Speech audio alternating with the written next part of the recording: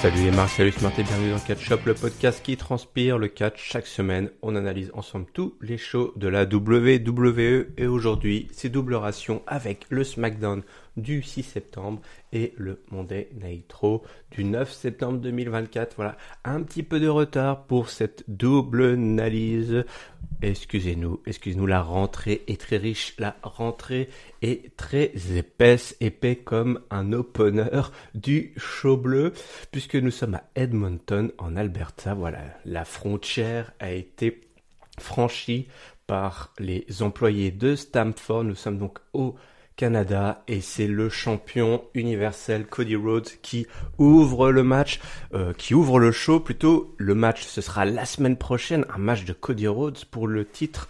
Il va défendre son titre universel, mais contre qui vous allez dire? Eh bien contre Solo Sikoa.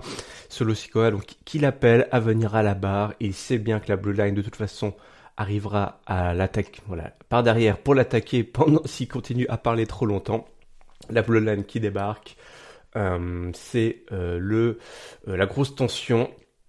Et Cody Rhodes, en petit malin, en petit bison futé, qu'est-ce qu'il fait? Eh bien, il provoque Jacob Fatu en duel en l'appelant finalement le vrai Tribal Chief, en tout cas celui qui mérite vraiment le match de titre. Il l'appelle pas le chef tribal, mais il le désigne comme étant le seul de la Bloodline actuelle à mériter un match pour le titre, ce qui évidemment enrage Jacob Fatu qui s'apprête à monter et qui est retenu par Solo Sikoa qui lui est vexé comme un pou.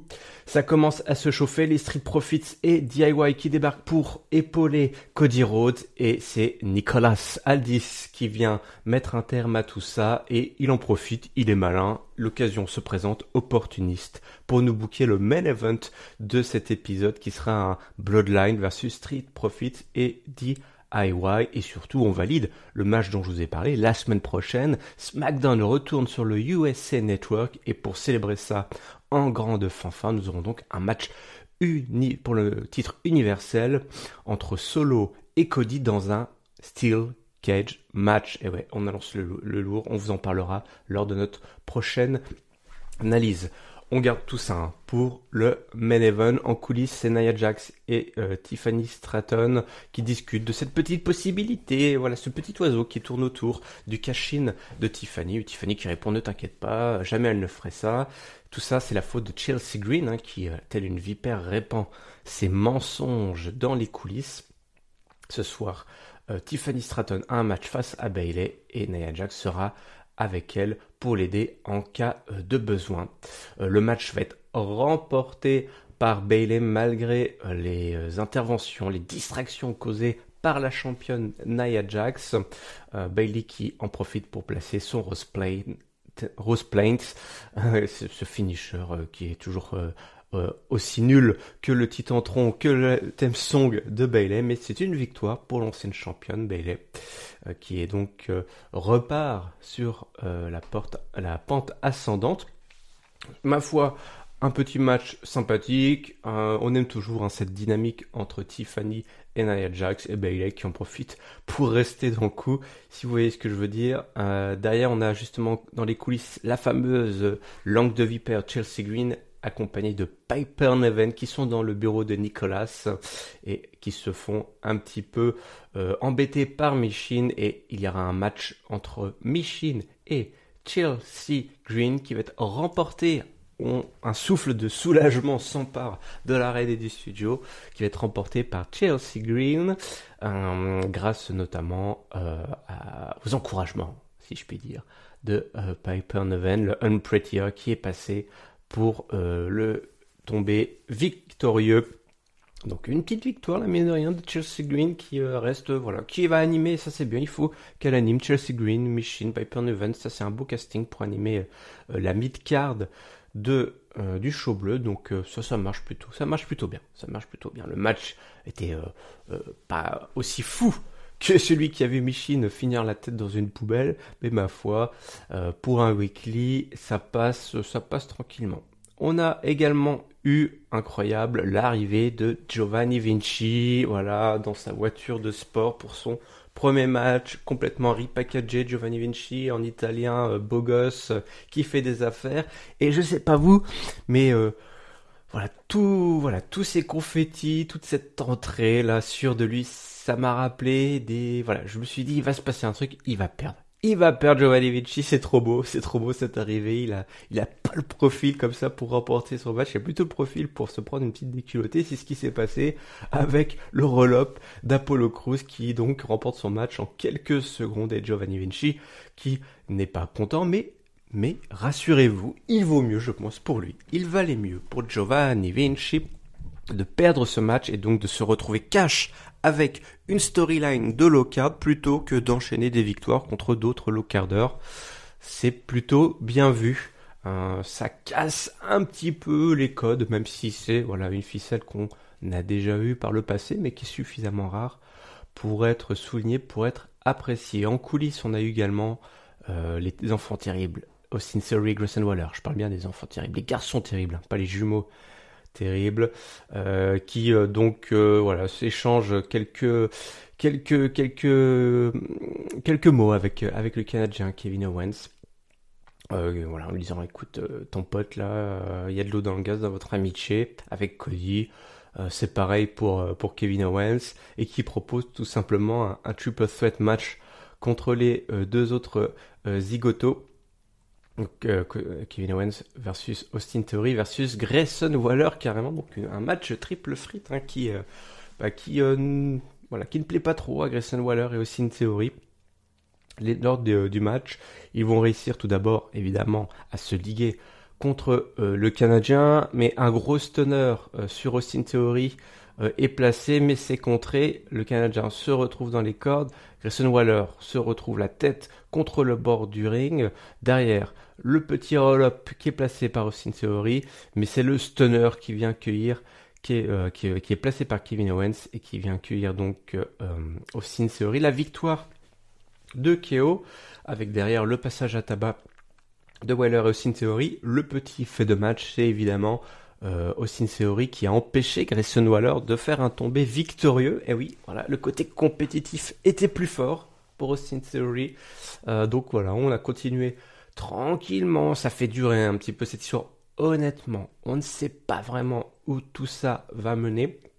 Le endgame semble être évidemment une séparation entre Austin et Grayson Waller, entre les 8 and Under. Mais ça prend un petit peu de temps et Kevin Owens retourne un petit peu dans sa position de up mid-carder là. Un outil, il redevient un outil de storytelling. Pas très très folichon, je dois l'avouer, mais cette configuration de match a permis à cette storyline de se dérouler tranquillement, mais sûrement. Donc on va dire que ça passe.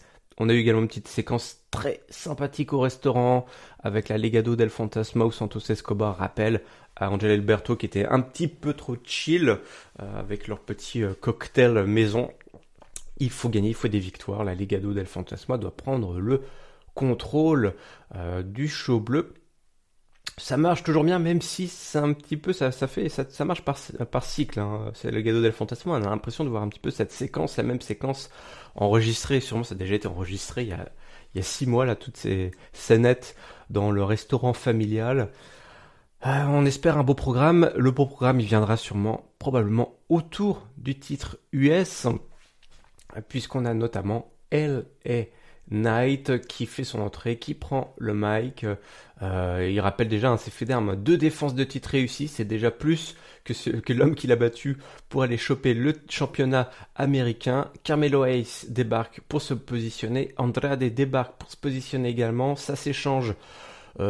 Quelques répliques, notamment ça parle espagnol. L.A. Knight ne comprend rien à ce que dit Andrade, même si nous ici au studio avec Raphaël, notre traducteur officiel, il est trilingue, quadrilingue même. Raphaël, l'homme du monde, avait tout compris à ce qu'a dit Andrade Cien Almas. Et donc, on se dit tout simplement que Carmelo Hayes versus Andrade va continuer. Les deux hommes vont devoir se départager pour montrer qui, finalement, mérite.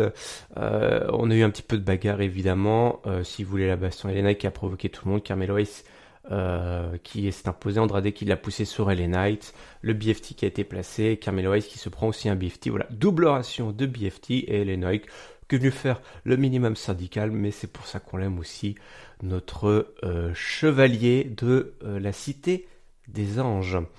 Toute cette mid-card, voilà, s'est déroulée sans accroc, et puis derrière, on arrive tranquillement à notre main event, le 8-man tag team match, les Street Profits, les DIY contre la Bloodline, Tama Tonga Tongaloa, Jacob Fatu évidemment, et aussi Solo Sikoa. On peut se dire que, à l'époque de Roman Reigns, jamais Roman Reigns ne se serait sali les mains dans un vulgaire match fourre-tout à 4 contre 4. Solo Sikoa presque rangé au même niveau que ses sbires de la Bloodline. Mais voilà, c'est comme ça et c'est le main event qui commence. Alors, la WWE évidemment connaît parfaitement cette formule de Weekly. On a un Jacob Fatu complètement enragé qui balance des super kicks, des Samoan drops, ça c'est magnifique, hein, les Samoan drops à la jetée, à la levée sur Tommaso Ciampa, et puis le super kick pour Angelo Dawkins. Angelo Dawkins toujours au top, moi je trouve Angelo Dawkins c'est vraiment le MVP de l'ombre. On parle beaucoup de la carrière solo qui semble attendre depuis trop longtemps Montesford, mais Angelo Dawkins, il pourrait tirer son épingle du jeu de la même manière que son partenaire. Derrière, ça s'empale avec des DDT justement sur Montesford et Solo Sikoa qui peut revenir après avoir été un petit peu chahuté, et le double pouce Samoan sur Ford pour la victoire pour la Bloodline. Donc ce dernier épisode sur la chaîne Fox s'achève sur une célébration de la Bloodline 2.0. Dernier épisode, donc, sur la Fox, qui a été remercié maintes fois par Corey Graves et Michael Cole, l'équipe du show bleu dorénavant en commentaire depuis la semaine dernière. Assez sage, mais on nous construit tranquillement les rivalités, avec plus ou moins d'enjeux qui vont se dérouler, justement, une fois que le show basculera sur le network USA. Alors, pas forcément de gros flops à tirer. C'est vrai que quand on regarde, Cody Rhodes est vraiment venu faire le minimum. Je veux dire, globalement, moi, mon flop serait vraiment qu'on aurait, de la même manière, sans vouloir trop vous spoiler, qu'on a démarré en fanfare l'arrivée du show bleu sur USA Network. J'aurais aimé un peu plus de folie dans ce dernier show sur la Fox. On a eu droit à un package vidéo qui nous a quand même fait voyager à l'époque du Thunderdome, à l'époque du Covid, la Covid era. La Fox quand même qui avait mis les gros moyens, qui avait mis le paquet, les billets verts là pour la WWE. Je vais pas les plaindre, d'accord, on va pas plaindre la Fox, certainement pas, mais on aurait aimé que ça serve de une bonne raison de nous envoyer du lourd, de nous envoyer quand même des paillettes et peut-être un main event qui aurait été peut-être un peu plus fou, ou alors peut-être des retours, des apparitions qui auraient été les bienvenus. On est finalement resté dans un épisode assez sage, mais qui a bien fonctionné. Pour autant, pour moi, ça touche pas le 4, on était vraiment sur un épisode très très sage, un 3,5 pour venir sanctionner cet épisode. Et mon top, je vais le donner, je réfléchis tranquillement, vous voyez, même le top c'est assez compliqué. À qui je pourrais donner mon top? Il n'y a vraiment pas eu grand chose de super significatif. Est-ce que je vais le donner à Jacob Fatu? Ouais, je pense que je vais le donner à Jacob Fatu, qui a toujours une présence complètement folle et qui, lui, pour la peine, a réussi peut-être à sortir la tête, à avoir une tête de plus que les autres. Donc Jacob Fatu, voilà, c'est pour toi, mon petit, ce top de catch-up. Allez, on prend l'avion et on reste au Canada, mais cette fois-ci, on va où? On va à Calgary. Là, c'est vraiment sur une grosse terre de catch, avec donc l'ouverture, c'est le season premiere. Alors voilà, c'est le season premiere, c'est comme ça maintenant, la WWE, on se cale un petit peu sur la rentrée, sur septembre, pour nous montrer un petit peu, que une nouvelle page, un nouveau chapitre s'ouvre. Et contrairement à SmackDown, on envoie du lourd dès le départ avec également un match à 8, mais un match mixte à 8 qui oppose les American Made, Chad Gable et son crew face aux Wyatt Six, toujours la grosse entrée qui fait popper le public canadien. Et ma foi, un super match, de la grosse baston, pas de disqualification, on envoie les chaises, on envoie les kendo sticks dans tous les sens, chacun a eu droit à sa grosse séquence, le fameux double choke slam de Gacy et Loomis sur les Creed Brothers. On s'est retrouvé sur la table, Loomis qui a fait une descente de la cuisse depuis le coin du ring sur la table. C'était une grosse séquence là, voilà. Il y a eu de la castagne, il y a eu du Ikea qui a été brisé. Gacy s'est retrouvé à l'intérieur, mais c'est bien défendu avec son arsenal là, composé de close line et de rebondissement, si je puis dire. Je ne sais pas si ce mot existe tel que je l'emploie dans les cordes. Angle slam à travers la table par Chad Gable, ça c'était aussi assez incroyable sur Joe Gacy. L'ankle lock qui est placé dans la foulée derrière. Pendant ce temps là, les filles, bravo, Ivy Nile et Nikki Cross qui sont les MVP de ce match, puisque elles ont commencé cash, à peine la cloche a sonné, qu'elles se sont mis sur la tronche, et finalement la Real a passé beaucoup de temps sur Ivy Nile et Nikki Cross, qui ont été presque les plus brutales de ce match, celles qui ont sorti rapidement les kendo sticks, celles qui se sont retrouvées direct à l'extérieur du ring, à se tabasser sur la table des commentateurs. C'était plutôt bien fichu. Avinal qui en plus aidait ses poteaux en fournissant toutes les armes nécessaires. La German Suplex qui était placée sur Chad Gable, ça c'était excellent de la part de Nikki Cross, ça c'était complètement fou. Les neckbreakers derrière sur Avinal sur des chaises. Donc je vous ai dit, les filles se sont tout simplement ont offert leur corps à la science. On avance un petit peu derrière, le choc slam évidemment balancé par Rowan, ça fait plaisir, son choc slam l'a pris à la tête comme ça sur les marches en acier. Derrière, c'est Rowan qui s'était bouffé. Rowan qui avait porté Chad Gable sur les marches en acier. Derrière, on a le Sister Abigail, Parlon Cody qui était sur son petit rocking chair pour assister au match avec son sourire diabolique. Et c'est le Sister Gael qui est placé sur Julius, alors que le American Man commençait à vouloir essayer de faire des sales coups, et Dexter Loomis fait un énorme splash sur Gable pour le compte de 3, les Wyatt Six, donc qui repartent avec une victoire dans un opener, ma foi, qui a mis la foule en délire et qui était super. Peu importe ce qu'on pense de cette histoire, comment ça avance, honnêtement, si les Wyatt Six pouvaient nous proposer ce genre de match violent à chaque apparition, on va dire, entre les cordes, ce serait fantastique. Je pense vraiment que c'est l'angle qu'il faut prendre. En tout cas, entre les cordes, tout ce qui se passe après derrière avec les cassettes, tout ça, c'est de l'habillage, c'est de la storyline qui, ma foi, des fois ça touche, des fois ça touche moins. On est quand même plutôt bien gâté là avec cet opener.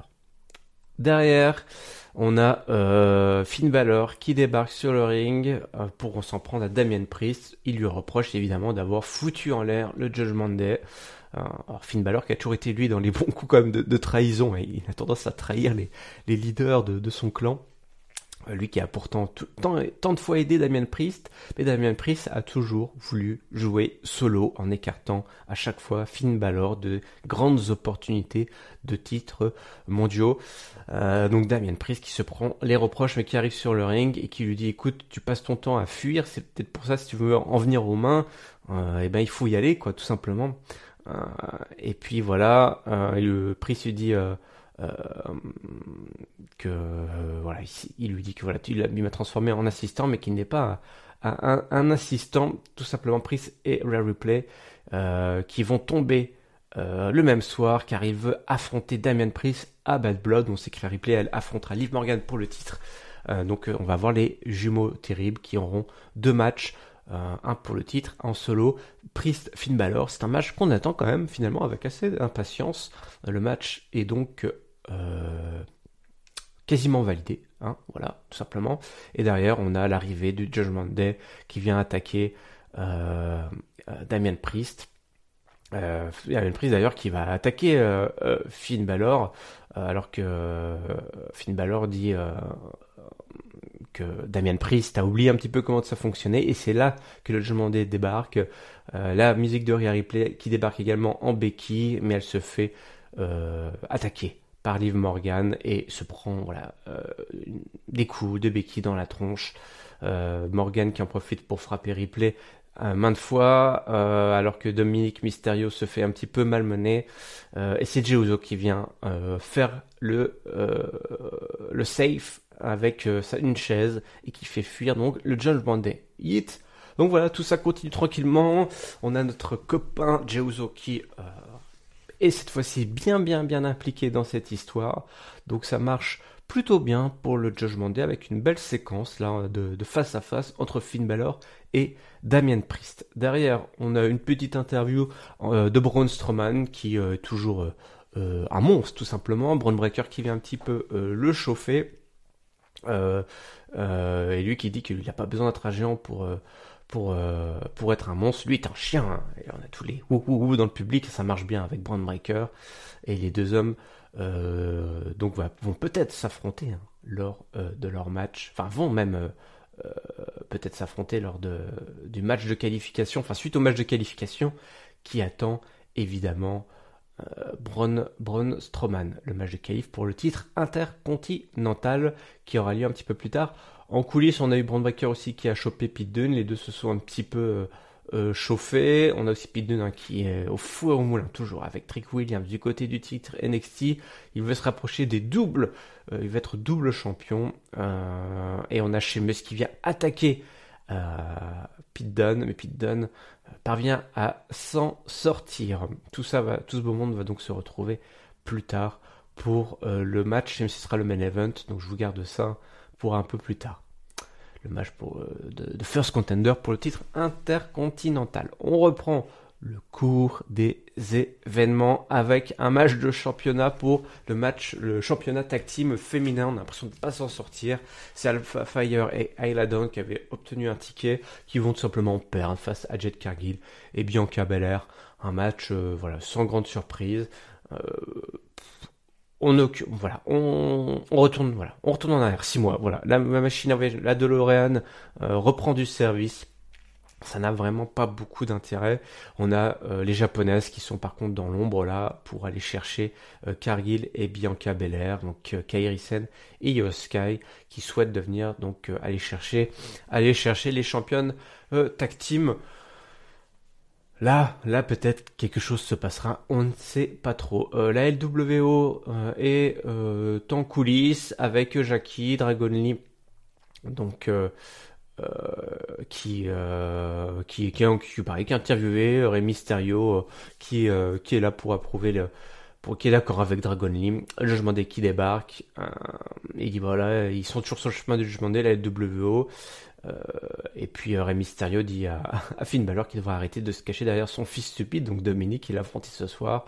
Et donc Finn Balor versus Rey Mysterio qui tout simplement qui se book. Donc on va avoir 2 matchs pour le Judgment Day. Je veux les faire 2 pour le prix d'un. Dominic Mysterio donc qui affronte Dragon Lee, qui va remporter son match grâce à l'aide de Liv Morgan, le 619 et le Splash. Et puis derrière Finn Balor lui qui va tomber face à Rey Mysterio, mais suite à une disqualification, puisque après le 619 bloqué, on a Balor qui attendait une prise de soumission en cédant de la corde, et Finn Balor a refusé de lâcher la corde malgré le décompte de l'arbitre, et ça se termine donc sur une disqualification. C'est le bordel pour faire un dropkick sur Rey Mysterio contre le tablier du ring, et donc Rey Mysterio qui est couché, Finn Balor qui est qui est en colère et qui s'en fout de gagner ce match. Finalement il veut juste affliger de la douleur, tout simplement. Il peut pas attendre son match face à Damien Priest. On le retrouve d'ailleurs avec un petit message de Judgment Day. Tout le monde, que ce soit la LWO, les Terror Twins, tout le monde va y passer, ils ne sont pas au niveau. Voilà, le Judgment Day qui retrouve finalement, après plusieurs semaines sa mécanique un petit peu, voilà, sa présence, son omniprésence dans le show rouge, et ça fait plaisir tout simplement. Petit retour en arrière, une fois de plus, avec l'arrivée de Bret Hart qui était annoncé, grosse ovation en Bret Hart qui vient nous dire, qui nous fait un peu du Bret Hart, hein. Déjà, voilà, la hanche est en plastique, chez Bret Hart, mais ça fait toujours plaisir. Ce mec me fera toujours marrer parce qu'il va cracher sur Vince McMahon et Goldberg. D'ailleurs, on va entendre Goldberg. Le nom de Goldberg va être cité lors de cette promo. Mais ça fait toujours marrer. Bret Hart qui revient quand même toujours au Bercail. Voilà. Il est content d'être ici. Tout simplement au Canada, et la musique de Gunther qui va venir donc interrompre le Hall of Famer. Il se fait huer évidemment. Gunther qui dit bah voilà, comme beaucoup d'autres, Bret Hart était un héros de jeunesse, mais Bret Hart c'est le passé, et lui c'est le présent et le futur, et il avoue que Bret Hart en fait sera pour lui toujours son deuxième préféré, le premier étant Bill Goldberg. Alors évidemment, il y a encore une sortie il y a pas longtemps de Bret Hart sur Bill Goldberg. Voilà, qu'il n'aime pas. Il ne l'aime pas pour dire les choses très poliment. Et la musique de Sami Zayn qui arrive donc en héros sur les terres canadiennes pour défendre l'honneur de Bret Hart. Bret Hart qui est quand même un champion, un héros pour toute une ville, pour tout un pays. Gunther est peut-être un champion, mais c'est pas un héros, c'est pas être champion ce qui fait. Il refuse le challenge qui a été lancé par Sami Zayn, et donc Gunther devrait prouver une fois pour toutes qu'il est le meilleur en acceptant tout simplement son challenge pour le titre mondial. Mais Gunther dit voilà, il y a du respect mais pour Bret, mais il n'a pas le niveau. Et puis Sami Zayn, tu vas finir comme Bret Hart de toute façon, et la réponse est non. Mais Sami Zayn se lâche pas, simplement n'abandonne pas. Et il lui dit tout simplement t'as pas de couilles, et ça se finit par une baston. Et les deux hommes sont séparés pour les officiels. Pour l'instant, là, Bret Hart, voilà, il fait le poteau. Il fait le poteau canadien, le poteau de la poutine. Bon, c'était sympa cette séquence. On utilise la venue d'un Hall of Famer sur les terres canadiennes, c'est plutôt sympa. C'est bien. Moi, j'aime bien quand même ce Gunther qui, pour la première fois, refuse un défi parce que Sami Zayn est un petit peu dans un coin de sa tête. Et ça, je trouve ça bien, cette dynamique, il faut pas trop lâcher.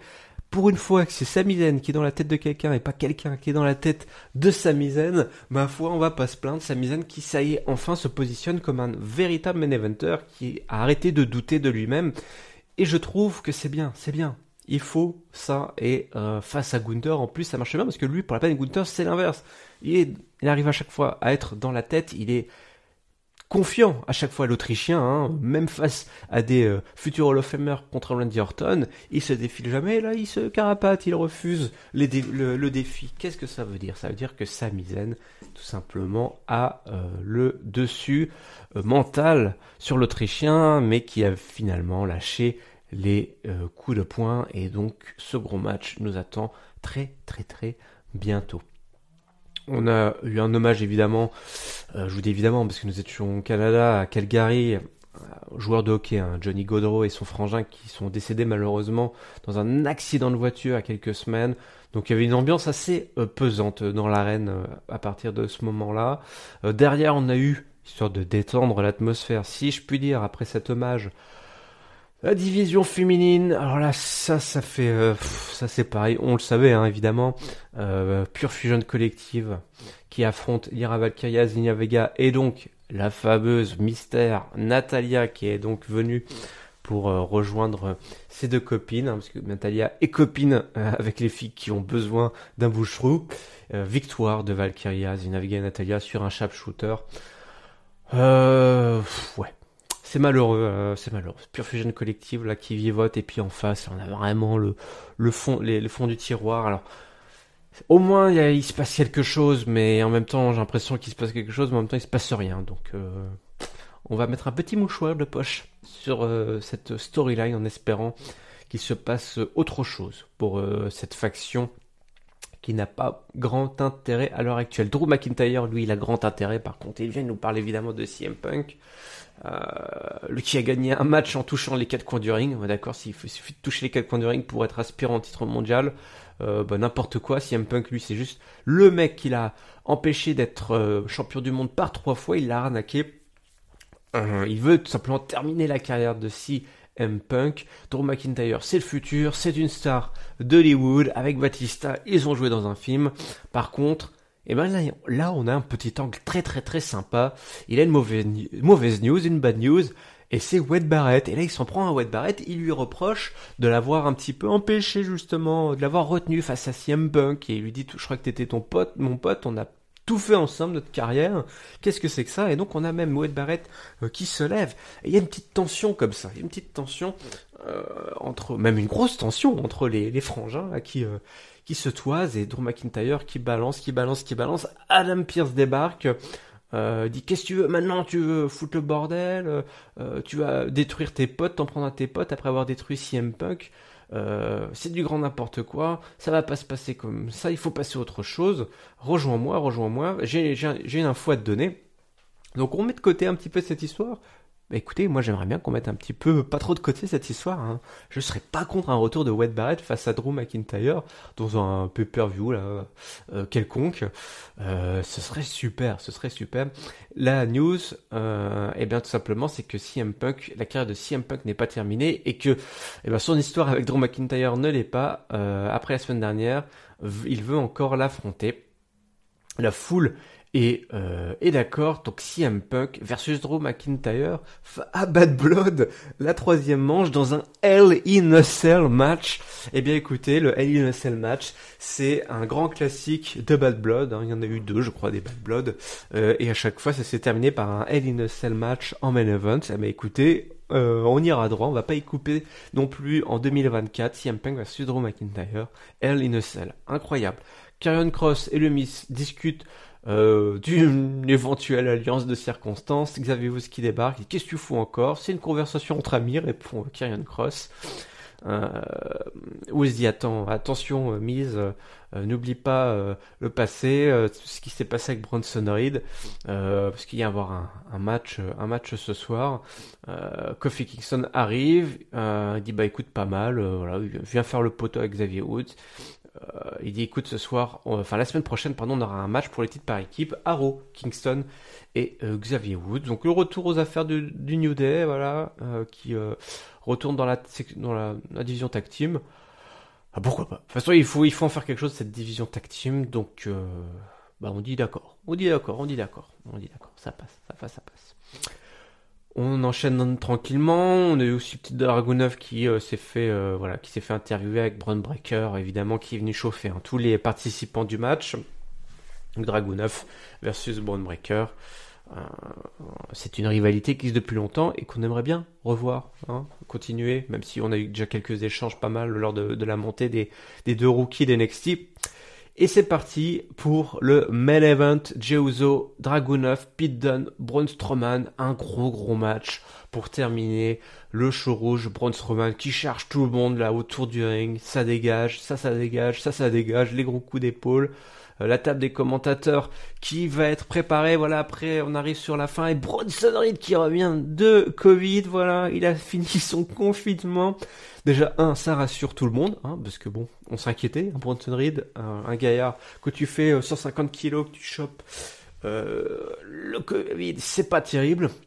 Et Bronson Reed, lui, il est plus fort que le Covid, plus fort que le confinement, plus fort que Braun Strowman, puisqu'il l'écrase tout simplement en s'envolant, voilà, un petit vol gracieux depuis la barricade d'insécurité, le splash sur Strowman à travers la table des commentateurs, excellent.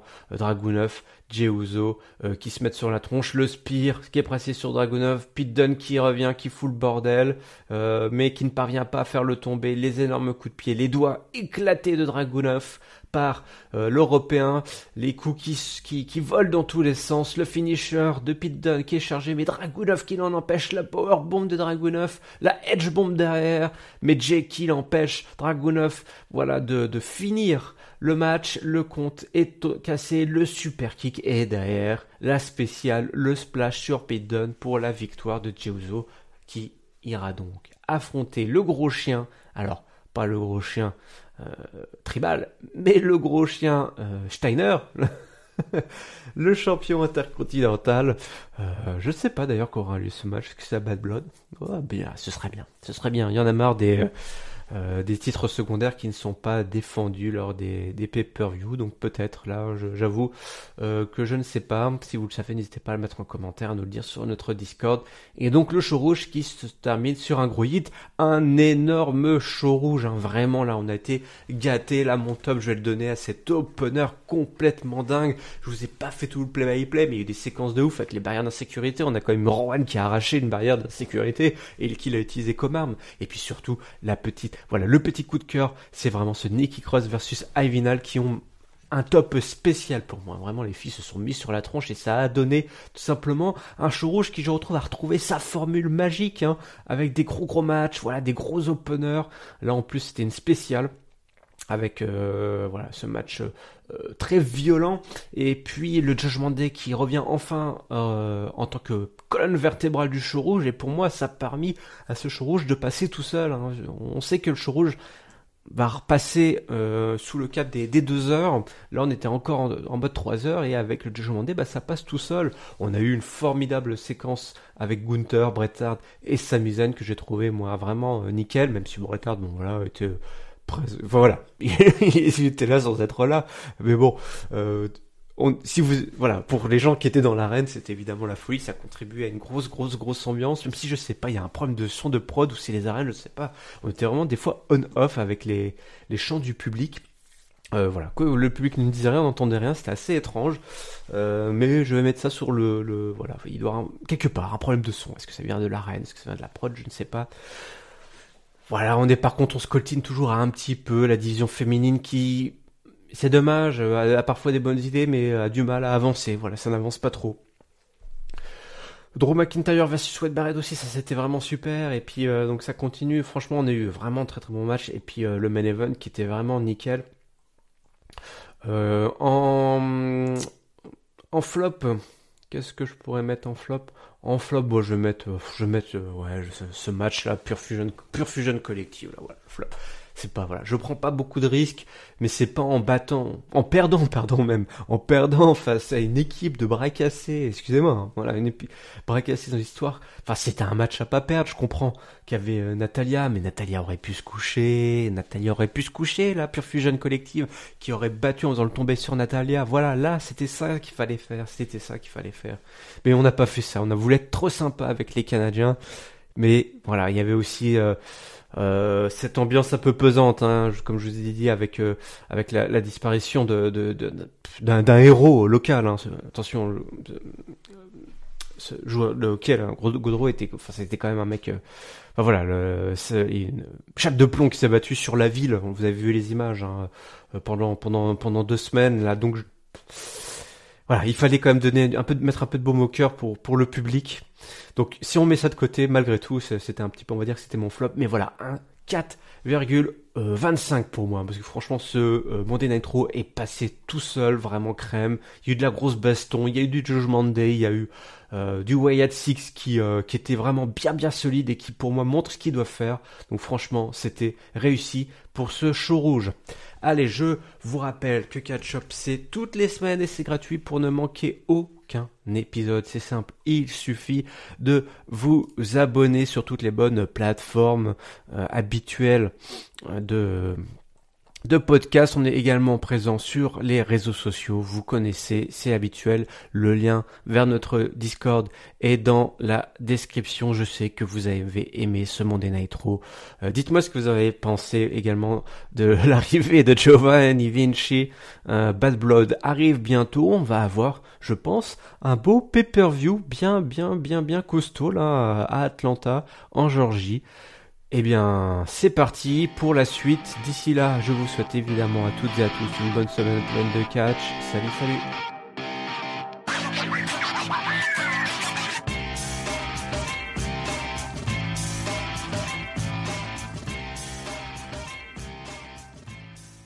1, 2. Ok.